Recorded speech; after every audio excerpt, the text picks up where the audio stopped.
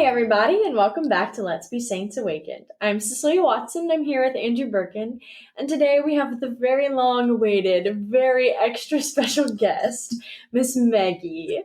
Andrew? Oh wait, I said her name, but you can still introduce her. It's okay. We have Meggie. She is the team director here at McNeese. So Meggie, you want to introduce yourself?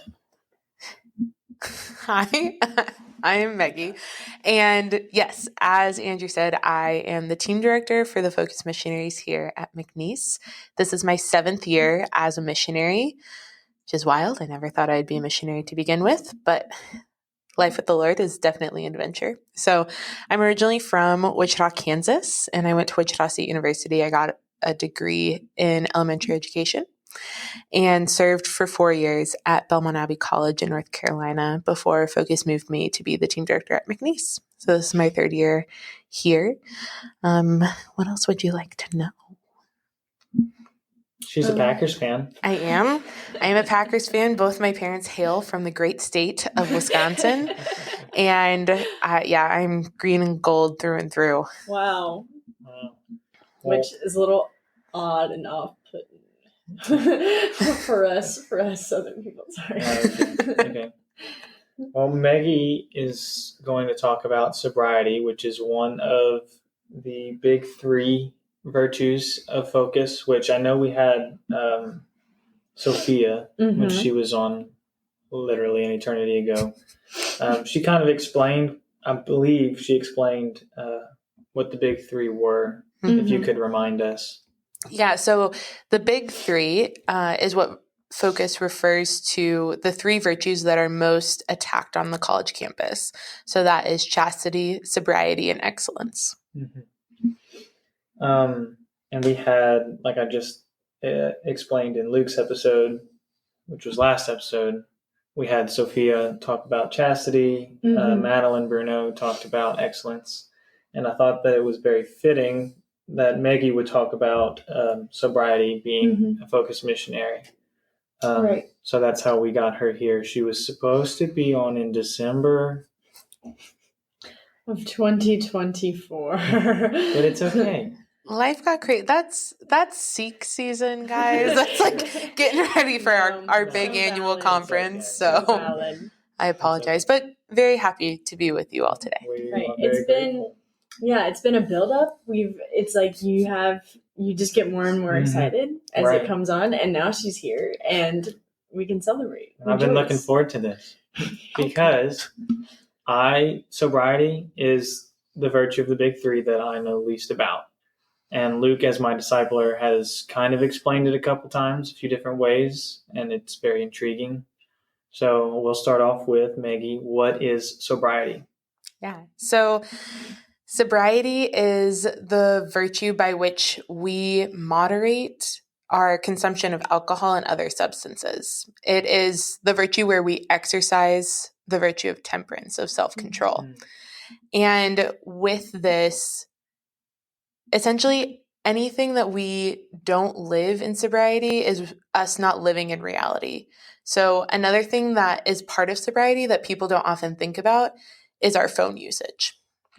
And so when you think of sobriety, it is living in virtue with alcohol, any sort of other substance, drugs or otherwise, and especially with our phone usage, especially nowadays that has become such a big part of our lives and of just our everyday. Right. That's how Luke kind of explained it. He was like, no, it's not just about alcohol. It's about just doing everything in your daily life in moderation. Right. So why is it important? Sobriety is important because by remaining in sobriety and remaining in that virtue, we preserve the most important aspects of who we are as we are made in the image of God. So that's our intellects and our wills. It's our ability to know and our ability to love both ourselves and others. So if someone but you can't just like cut things out of your life completely, right? In what way? Well, like I think you can't just remove alcohol from your life completely, or you can't just take away someone's phone, right? Parents can try. But it all has to be in moderation, right? Well, yes and no. Moderation for someone who doesn't reach for alcohol or their phone as a coping mechanism. Moderation for people who aren't using it as a crutch. Right. Moderation for most people. But there's also the other side of that is if we've been using it too much and too often and we need more of whatever that substance is, then there's a problem there. If you can't stop on your own, right. there are places that need to be cut out completely. Yeah, you don't sit down with an alcoholic and say, okay, let's try drinking in moderation. Like, you need to cut it out completely. Yeah. Because they use it as a crutch. Right? It's used. No, I'm not an alcoholic. It's used as a coping mechanism. Right. Mm-hmm. It's used as something because there isn't any other option. Right. Because we don't have healthy ways to cope with things, or we don't have healthy outlets. Mm-hmm. And depending on where you are and when you start with these things, whatever that is, it can help us, air quotes, to try and fill something that's an empty void within inside of us, help us to numb something in us that we don't want to deal with, whether that is extreme sadness, sorrow, anger, even extreme happiness. Like if people are in a place where they don't know how to really regulate and work with their emotions and the things that are coming up, that can also be a very terrifying place as well. Right. And so if you're taught at a young age, or you experiment at a young age with things like alcohol, drugs, and you're like, oh, this worked for a brief moment, then that's what you're going to go to.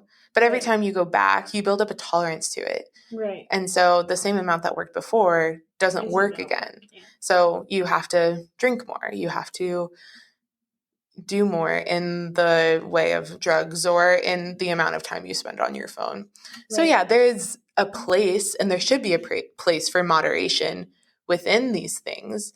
But you also have to recognize that sometimes for people, and it could be this is for you yourself, is that you need to cut it out or you need to stop cold turkey. But there's also the place that is you can't choose that for another person. Right. Like if you see a friend who is struggling with alcohol or drug abuse or anything else, and you're like, this is a problem, like you can talk with them and share that with them out of love and concern for them. But if they're not in a place to receive that, they're not going to be able to. Right. Yeah. Which that's a whole nother ball game. Yes, that is a whole other ball game. Man.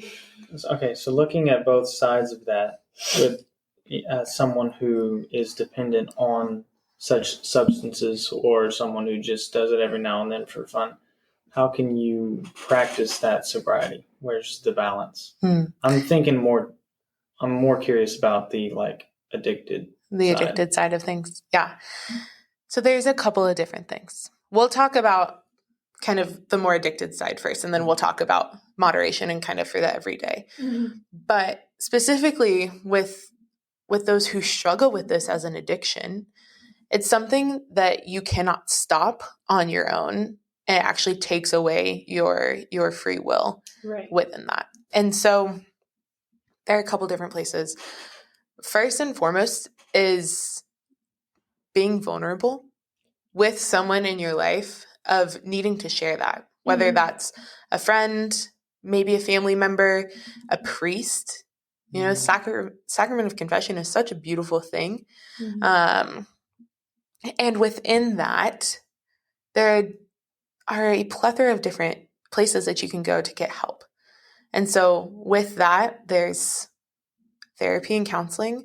There's also 12-step groups. 12-step groups are anonymous groups that meet for a specific reason or purpose to get freedom in one area or aspect of their life. So they have this for alcoholics, it's called AA, Alcoholics Anonymous. You have NA, which is Narcotics Anonymous. You have SA, which is Sexaholics Anonymous. You have OA, which is Overeaters Anonymous. You have CODA, which is Codependency Anonymous. That's when you're codependent with another person or towards another person. And there's even more than that. Those are just the ones that I know of off the top of my head. Wow. But those groups are great because we are not called to live life alone. We are not called to live isolated. We are called to live in community. We are called to live in community that helps us to get to where we need to be. And a 12-step group is not any specific denomination. It's not any specific religion. But the basis of 12-step is being able to come into relationship with your higher power, because that's where you receive that freedom. You have to first understand that you are powerless where you are into whatever substance that is. And then also through the journey of the 12 steps, being able to come into relationship and understanding of the higher power in your life and how that relates to it. It makes it easier because you're doing it alongside other people who are also struggling. Right. And in these groups, especially with the wider known groups like AA, there are people in those groups who have, 20, 30, 40 years of sobriety. There are also people in that group who haven't been sober for a day, but who are going and striving to live this out. So I think that's the biggest thing, is to be able to go and get help in a space that is in like-minded or like situation of people, because those people truly understand where you are and where you're coming from. They understand the mindset of an addict, where a person who has never struggled with addiction before would not be able to truly understand that in the same capacity. And so you have those. And like I said before, confession, sacramental life is huge in this, of going to the sacrament of confession, going to the Mass, even if you're unable to receive the Eucharist because you're in a state of mortal sin. That's why we recommend going to confession first, so that you can receive the Eucharist, because it's so powerful. And there's so much grace that's in that, both the Eucharist and the sacrament of confession, the absolution, gives you the grace to be able to overcome the sins that are in your life, even if they are habitual, even if they are things that you continue to struggle with, especially in addiction. Those things, coupled with accountability, coupled with vulnerability, coupled with things like therapy or 12-step group, those all help us on that journey. Yeah. And I'm curious, do y'all learn all of this information that you just have stored in your brain, like at summer training? Or is this like stuff that you've done in your own time and research? How does that work? This is something that we are told about at summer training. There is a specific space and section about the big three, because we as missionaries, we're human. So it's not like we don't struggle with these things, and we haven't had struggles with chastity or sobriety or excellence or whatever that looks like. You need to know some of these things in case you need to give people references if you're on college campus. Exactly, yeah. So we have that. It also is coupled with personal experience, whether in people that I know, and being able to live that out and be a resource for them. Yeah, I gotcha. That's awesome. Interesting. How can we recognize someone who is struggling with a certain addiction but is not willing to admit it? And how do we help them? Yeah, it can be a really difficult place, a really difficult thing, especially talking about sobriety. I think, especially in the state of Louisiana, it's very hard because so much culturally it involves around alcohol and drinking. And it's so ingrained in the culture here that it's not necessarily seen as a lack of virtue of, drinking too much or drinking, whatever that looks like. We just celebrated Mardi Gras and seeing that of like, okay, how many of us can look back and say, okay, I lived that well and I lived that in sobriety?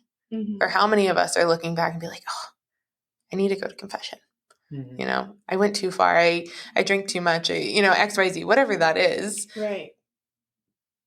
Excuse me. And being able to see those things and understand that, yeah, the drinking age here as in all the states is 21, right?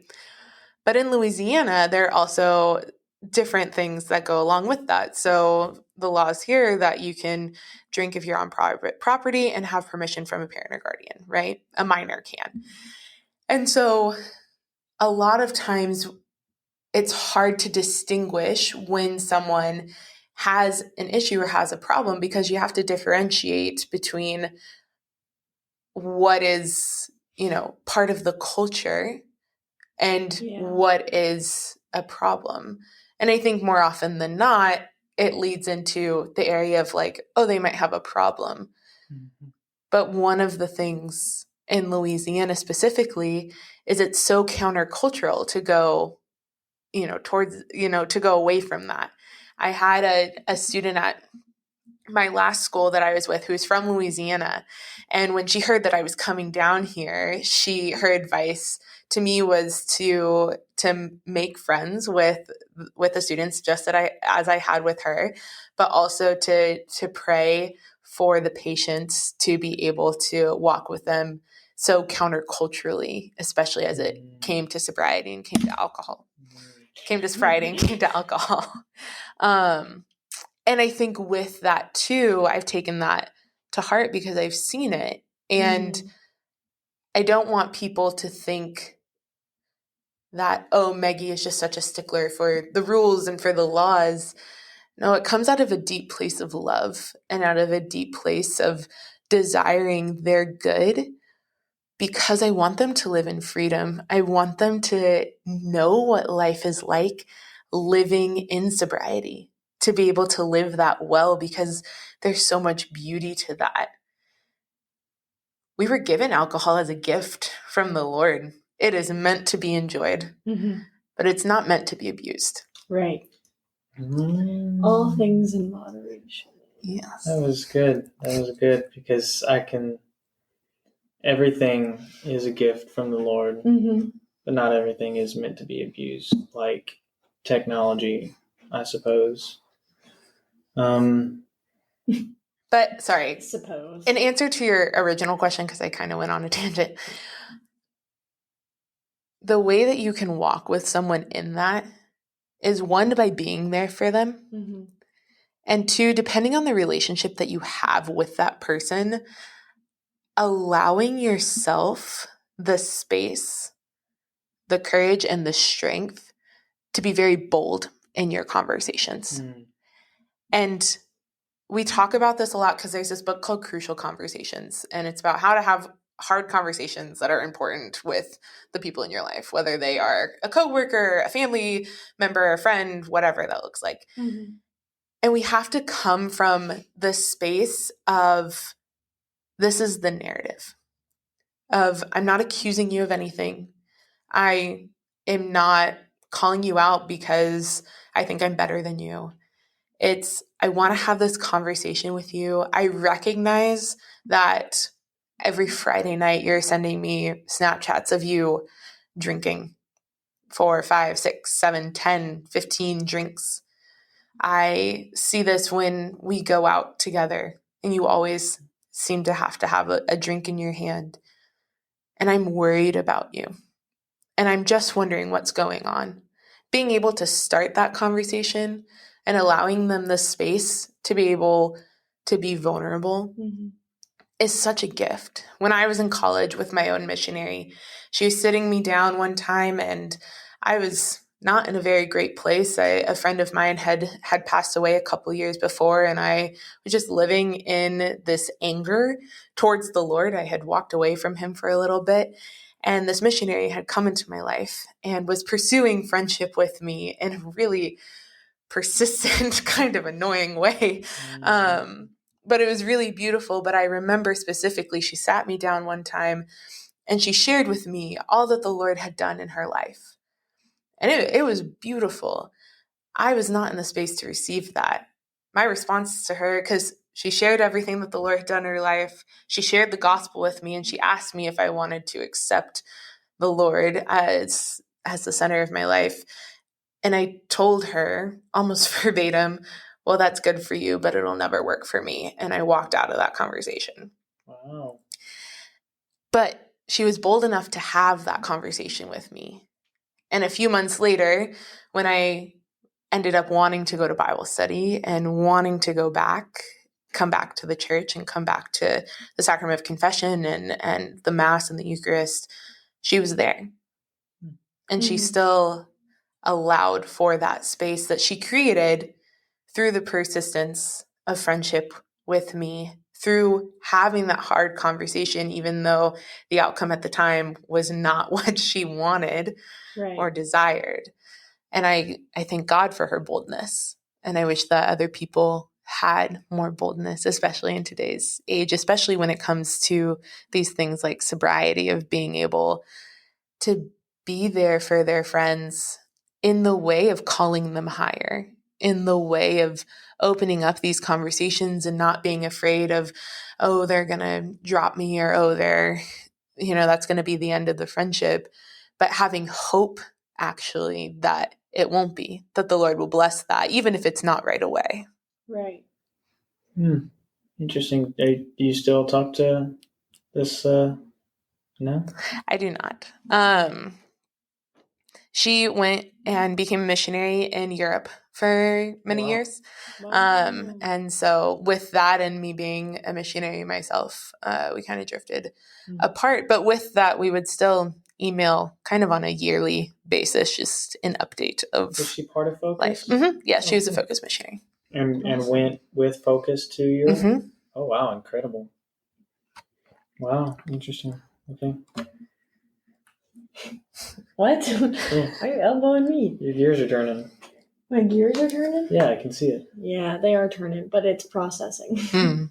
But I also was just gonna say that, like, I feel like in college, being a part of, like, I don't know, being a part of, like, being on campus, it's hard to sometimes differentiate of, like, is this getting to be a problem for you, or are you just, and another thing is that I forget that alcohol is such a big part of our culture, and it kind of made me chuckle because you were saying, like, you're talking about it, and I just was thinking of, like, the stereotypical, like, redneck, like, beer in their hand, all that, like, every night come home and crack open a cold one. And I was like, oh my gosh, she's right. And I forget about it because I live here, but it just kind of made me laugh. But that was a side note. But that sometimes it's really hard to differentiate, to look at the people around you and be like, okay, are you just, like, how far is too far? Which is funny because I never really hear that in the sense of, like, alcohol sobriety. And so sometimes it's just hard to differentiate that. But also, I think that like, speaking from experience, the best thing that you can do is to just be brave enough to have a conversation about it, is to bring it up and just to be straightforward with it. Like, hey, what's going on? I've noticed this. But and the other thing too is that if this is something that you've struggled with or you're currently struggling with, you have to understand your own limits. Of, if you have this desire to bring other people kind of out of their haze that it brings along, that alcohol and drugs and, the constant scrolling on the phone kind of gets you out of your reality, you have to understand that even if you want to bring people out of that, you have to know your own limits, right? And you have to understand and see that. We talk a lot about the fact that Jesus, was friends with prostitutes and drunkards, but he wasn't with them in the brothel or at the bar as they were, throwing back shots. Like, he was with them in all things but sin. And we are called to do the same. And so having a conversation with your friend who's 4 drinks in about living out sobriety is not going to be as productive of a conversation as the next day or two afterwards when they have a clear mind, you know? And we have to understand that for ourselves. I was in a sorority in college, and my first 2 years of college, I volunteered to DD. So I would just have my sorority sisters text me or call me, be the designated driver. I would have them text me or call me whenever they would want a ride, but I wouldn't be at the party with them because I was just like, I can't do this. I can't be here and strive to live a good, virtuous Catholic life while you also see me here drinking with you. So I would drop them off. I would be there for a little bit. I had my water bottle, and then I would go. Oftentimes I would go have plans with other friends, going to a movie or something, or I would just go to our chapel on campus, and I would just I would sit there and pray for them. And then they would text me, and I would say, okay, and then I would go pick them up. See, after a while, because I stopped even giving myself out as a designated driver, because I realized that by doing that, I was, in a sense, giving them permission to drink as much as they wanted because they were going to be taken care of. So at some point, I stopped because I realized that if they didn't have someone responsible for them, they themselves were going to have to be responsible. And so I'd be like, yeah, I'll go. I'm not going to drink, and I'm not going to drive you home. See, and you had to set that boundary, and that's what it's about too. They made a separate group chat at that point. And that's the thing is we have to have those boundaries, right? And we have to be firm in them, right? There's something about having those boundaries, but then following through with them is a whole other matter. Yeah. See, I was never, and I don't plan on ever being part of a fraternity, but I recognize as an outsider looking at fraternities or sororities as just a 4-year drinking party. And so I imagine that for people in fraternities or sororities that it's probably difficult to say no and to remain sober and to turn around or just turn the other cheek and just let their friends do whatever. Because if they're in the fraternity, all they're going to want to do is drink at this party over New Year's or whatever it is, So. And I understand that. And I know that is oftentimes a lot of people's experience. I will say for myself, one of the reasons I'm sitting in this chair right now is because of my sorority sisters. Because I had my 2 years, my first 2 years of college, I was very devout Catholic, was very much striving to live a virtuous life. And like I shared, I had a very dear friend of mine who'd passed away at the end of my sophomore year, going into the summer of my junior year. And I was just so angry with God. There was no one else to blame, and I ran away from him. And when I did that, I ran to my sorority sisters. But because of the life I had lived my first 2 years, my sorority sisters, my big especially, who I love very, very dearly, is a very strong Christian woman. She didn't let me go off the deep end like I wanted to. I wanted to, because I was trying to numb that pain that I felt. I didn't want to feel that way. I didn't want to feel the hurt and the sorrow and the grief, because at 19 I didn't know what to do with that. I didn't know how to experience that and how to experience that well. And I thought, well, this works for everyone else. Why not? And thank the Lord for my sorority sisters, who were very, very devout Christians, and a few Catholics in there as well, who said, no, this is not who you are. And yeah, they saved me more than I could ever know or ever express to you in words. Wow. Yeah. Which that's a really beautiful example of the way that the way that Greek life should be. It should be a supportive community. Unfortunately, it's not always that way, but even then, I would say the frats are way worse than the Oh, well, sororities. obviously, guys tend to be worse. And we were just, Mardi Gras was a couple days ago. We walked past OBs, and I mean, it was just filled with the guys from the frats on campus and whatever else. It's just, yeah. But, yeah. Anyway. Yeah, but if we don't have people there, how are we going to reach them? Right. Okay. They deserve the Lord too. Mm-hmm. This is true. They deserve to understand and to hear the gospel, to hear the life of freedom that the Lord wants for them, especially when it comes to sobriety, especially when it comes to excellence, especially when it comes to chastity. And if not us, if not the people who are Catholic, who are striving to live their faith, even amidst the Greek life, even amidst their chapters, if we don't support them, then what are we doing? Right. And I'm not saying, let me clarify. I'm not saying that everyone should stay in Greek life. There are people who see it and they know that they need to get out, and I understand that. I do. But my heart also goes out to them because I was one of them. Mm-hmm. I needed those people who were strong in their faith, who were living it there. Mm-hmm. In my sorority house, in my chapter, who were calling me higher, even amidst the craziness that was my life. Right. We can't just write them off. Exactly. Okay. You're right. Very good.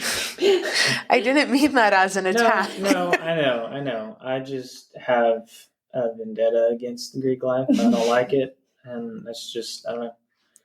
I understand that's that. Me. I understand that. I do agree with you that everybody, I say it repeatedly on here, nobody is too far gone until they're dead. Mm-hmm. And I think you're right. Everybody deserves a chance to be heard. Yeah. And big on, I mean, if we were all here preaching the gospel, then it's like we're not perfect. So realistically, we need those people. We need those people as much as they need us. Mm-hmm. So anyway, turning away from the alcohol side, because we've talked about that quite a bit, I actually wanted to touch up on the screen technology, because that is a big problem too. Or just even to talk about how sobriety doesn't have to just be alcohol or drug use. Right. But specifically geared towards technology. Mm-hmm. And I'm thinking social media, because that's particularly bad. Anyway, take it away. Yeah. No, it's funny because I had been talking to one of my girls in discipleship about this a couple years ago. And we were going through the big three: chastity, sobriety, excellence. We get to sobriety and she goes, "Oh no, I'm good. I don't struggle with alcohol." I was like, "All right, great. Pull out your phone." And she's like, "What?" And I was like, "Pull out your phone. Let me see your phone usage." And she's like, "Oh." I was like, that's part of it. It's because it takes us out of reality. Right? And so when we are scrolling on our phones, when we're checking because we want to see if people liked our post or if they shared it or, if they retweet or, whatever. I'm aging myself, but that's okay. You're good. But with that, it's okay. How much time are we spending on this? Mm-hmm. And in that case, it goes into our leisure. So we are made for leisure. We are made for that, in the way that we work so that we can rest. We rest so that we can work, and we work so that we can leisure. And there's a difference between rest and leisure. But scrolling on your phone for 3 hours a day, mm-hmm. 5 hours a day, 8 hours a day, whatever it is, that is not rest. That is not leisure. Rest and leisure are meant to be rejuvenating. They are meant to be able for us to continue to live, mm-hmm. and to live well. Mm-hmm. And so we talk a lot about this in our team of what's your life-giving hobby? What are you doing that's life-giving for you? And honestly, until, last year, I couldn't really answer that question because I I kind of lost all of my life-giving hobbies in college because I got too busy doing schoolwork and sorority stuff and working my job and doing stuff at my Newman Center and all of those things that I forgot that I really love to read and I really love to bake and I really love to go on walks when the weather is nice. You know, all of those things for me are life-giving activities. Those are things that I'm able to do that actually rejuvenate me, that actually help me to relax, that I'm able to enter into that rest. I'm able to then enter into work so that I can leisure, the highest form of leisure being worship, being adoration, being the mass, being prayer. And so within these things, we have to look and see, okay, when am I reaching for my phone? Yeah. Have I gotten into the habit where I have to reach and scroll on my phone for an hour before I go to bed?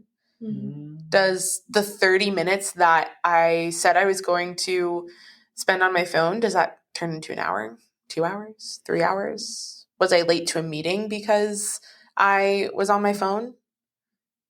Is it the first thing I grab in the morning? Also, the light that comes from our phone is not good for us. No, it's not. It's not good for us at all. There are so many studies and so many professionals who tell us that the first light we should have in our day is sunlight because it helps to align our circadian rhythms. And so within that, especially for women, we need that because we are a different person every day that we wake up hormonally. Men, you are hormonally the same every day. Every day. And so within that, if we're plugging in with these different things, right, then it's having even more of an effect than we could actually ever see. Right. Because we have the physical effect of scrolling on your phone and having that light and just the constant barrage of news and what's happening in the world. And I saw, my mom sent me a video earlier that was talking about our phone just being peril in our pockets. It's the phrase that they used of we're just so inundated with all of the things happening all over the world that it allows for our society and our culture as a whole to be so anxiety ridden, so worried, so confused, and so much like wanting to live for the people outside of like helping people in other places that we forget about the community that we're in right here and right now. You know? Yeah. Interesting. I was going to say, to kind of counteract, but I didn't want to cut you off. How would you respond to someone if they said, well, scrolling on my phone is my life-giving activity? Because I'm thinking of a couple people who would say that. Actually? Yeah. Sorry, that might have been rude to say. No. Just cut that off. Yeah, sorry. Is it life-giving or are you just turning off your brain? Because it's not life-giving if you're turning off your brain. Right. This is true. Because when we were first created, sorry, this might go a whole other way, but when we were first created, I want you to think of a stick figure, okay? Head and little stick figure body. Okay. So the head, we were created with an enlightened intellect. That was supposed to govern our will, which you can think of as like your heart, okay? Govern your will. And our will was supposed to direct our passions, okay? When the fall happened, when original sin came into the picture, we were flipped on our heads and we were disordered. That's what it means when Catholics who are teaching or who are in, especially in the political sphere of things, people talk about it being disordered all the time. This is what we're talking about.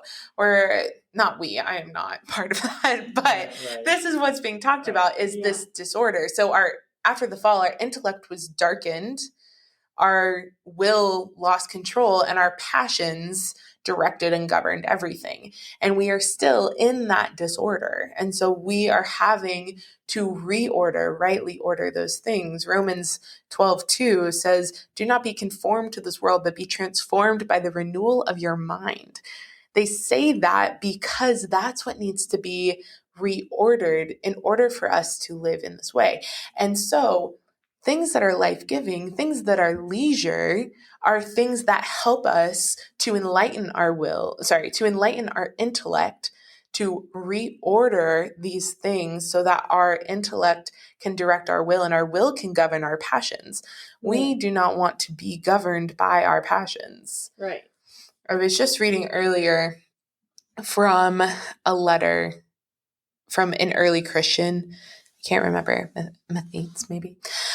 I think what's his name, but talks about who Christians were and who Christians were very early on, and it says that they were of flesh, but they were not dictated by the desires of their flesh. It's like that's what distinguished a Christian. And it went on to say a whole bunch of other things, which is really beautiful, but I don't have that memorized. But I was really struck by that because that's what this is. And when we scroll on our phones, it's actually, I don't know if you guys knew this, but there's a study done years ago, maybe like end of my time in college, beginning of my time as a missionary. There's a study that came out of companies that were looking at the hues of colors for their apps on the phones. We talked about this. We did talk about this. Yeah. And the hues of color on our phone are actually, they trigger the part of our brain that houses addiction. So that every time that notification pops up on our phone, every time that color pops up, our brain and our eyes are automatically drawn to it. And so you're making those even stronger every time you look at your phone, every time you check that and you see the notification, you click on that notification, it's a hit of dopamine. Mm-hmm. And when you have that in small doses, that's good. But if you get so used to a certain level, then you are wanting more. So you're like, okay, I need to spend more time on this. And it's not something that you consciously do. It's very subconscious. Mm-hmm. Right. And it just is so telling of our society right now in the way that we are the most connected, air quotes, that we've ever been because we have the ability to call and FaceTime and text people all the way around the world. But we are also the most disconnected because we don't have those conversations face to face. We don't have those conversations face to face. We don't see those people in person.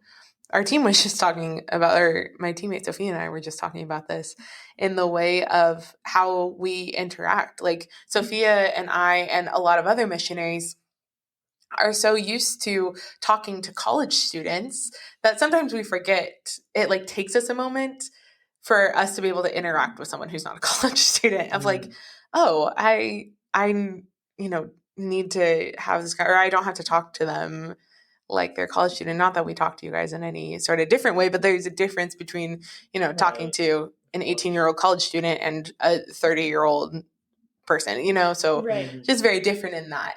And I'm not saying that that's anything having to do with our phone or lack thereof, but I think it's just telling of our society in general of the way that we interact with people has changed so much. Mm-hmm. And a lot of that has to do with the way that our society and culture is brought up.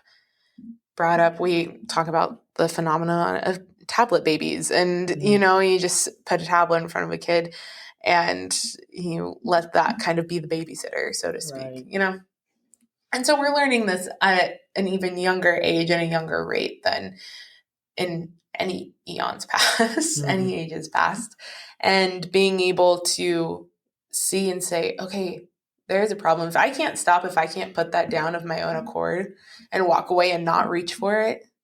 You ever have that issue when you're like reaching for your phone in your pocket, but it's not in your pocket and you're like, oh, I wasn't even consciously reaching for my phone. Or you go to check the time on your phone and you look at it and you put it away and you're like, wait, what time was it?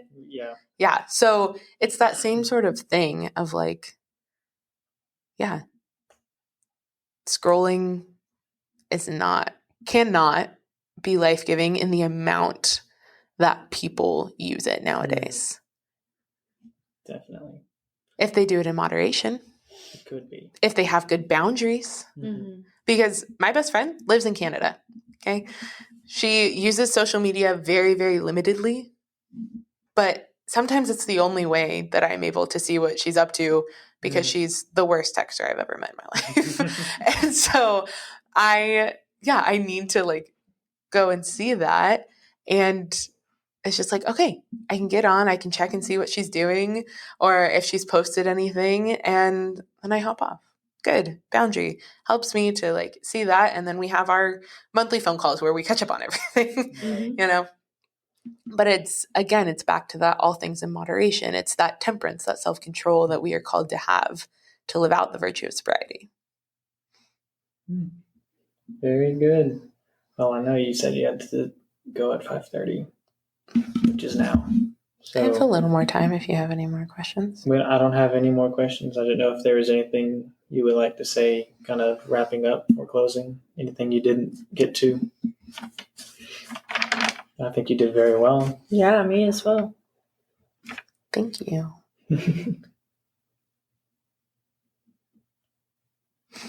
Here's the last thing I will say, because I feel like we spent a lot of time talking about the very extreme side of sobriety, especially as it comes with alcohol, Right. and addiction and things. But in the moderation of things, here is my advice or my thoughts on it, is the way that we live sobriety well is by first and foremost observing the laws that are given to us. Because God has given authority to our governments to be able to lead us well. Mm-hmm. Okay. And because of that, and because of the fact that 21 being the drinking age is not an unjust law, we must observe that. I understand with Louisiana, there are certain parameters that minors are allowed to drink, but overall, being able to observe the law, because in that we are actually obeying the authority of God. Right. And if we don't, then that is an attack on the authority of God. Within that as well, alcohol is good. It is meant to be enjoyed. Mm-hmm. And it is meant to be enjoyed in moderation. And with that, the way that you can do that with your friends, with your peers, and being able to live out sobriety well, is if you're over 21, know your limits. Mm-hmm. Okay? Know that space. Mm-hmm. And be able to continue to live in that. In the way that my old teammates used to have guys over to their house, and they would have, I think it was whiskey was their drink of choice. So they would have whiskey nights, but they would do that, sitting outside in conversation. And so it was never, oh, we're just going to go to drink. It's like, no, we're going to go to drink to have good conversation and to have good conversation. Mm-hmm. And so with that, being able to know these things, being able to recognize that choosing not to drink in Louisiana when you're 19, 20 years old is very, very, very countercultural.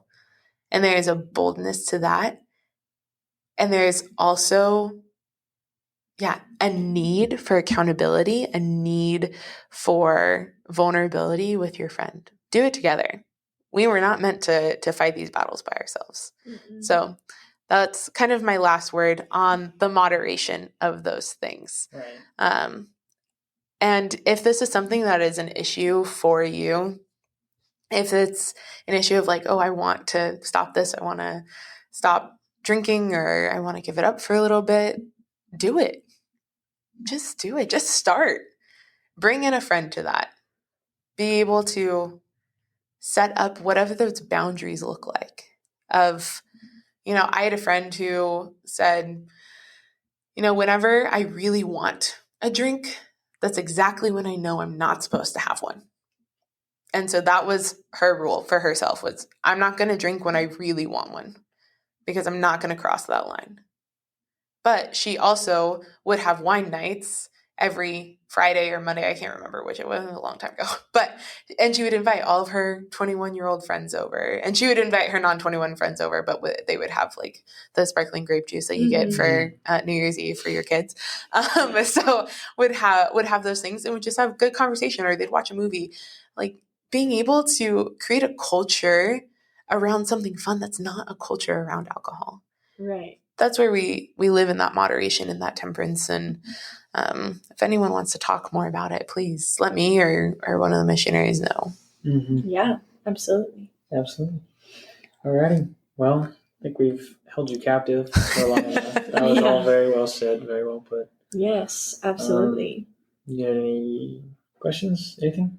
I don't think I do, no. I think that was good. Thanks. Yeah. Thank you. Would you care to pray us out? Sure. Right. In the name of the Father, and the Son, and the Holy Spirit. Amen. Heavenly Father, I thank you so much for Andrew and for Cecilia. Thank you for the opportunity to come together today to be able to enter into this conversation about sobriety and the way that we are to live and called to live this virtue well. Lord, I just offer to you anyone who is listening to this podcast, I offer them to you. In whatever their struggles might be, whether it's with chastity, sobriety, excellence, or anything else, Lord, show them the way to your heart, your sacrament of confession, through the Holy Eucharist. God, I just offer these intentions to you. As I pray, God, grant us the serenity to accept the things we cannot change, courage to change the things we can, and the wisdom to know the difference. Thy will, not ours, be done. Amen. In the name of the Father, the Son, and the Holy Spirit. Amen. Thank you. You're welcome.